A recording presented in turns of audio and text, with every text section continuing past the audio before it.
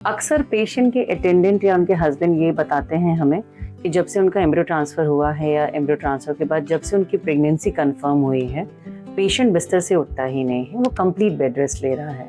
और कई बार हमारे कहने या अटेंडेंट के कहने के बावजूद भी पेशेंट को ये डर रहता है कहीं चलने फिरने अपने काम करने से उनकी प्रेगनेंसी ख़राब ना हो जाए।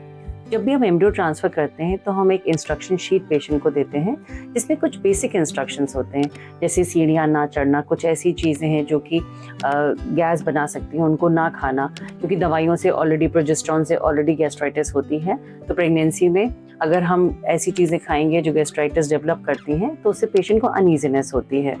तो पेशेंट सोचता है कि ये सारी चीज़ें कहीं ना कहीं हमारे प्रेगनेंसी को ख़राब करने में कंट्रीब्यूट करेगा।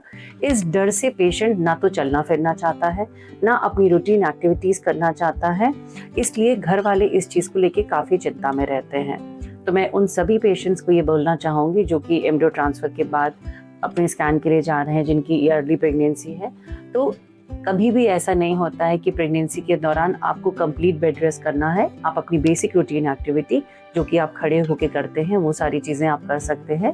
कुछ चीज़ें जो अवॉइड करनी है, जैसे कि बैठ के पोछा लगाना, कोई भी ऐसा प्रोसीजर जिसमें कि आपके एब्डोमिनल मसल्स पे प्रेशर आए, जैसे कि बैठ के पोछा लगाना है या जिम या एक्सरसाइजेस करना, एग्रेसिव चीज़ें नहीं करनी है।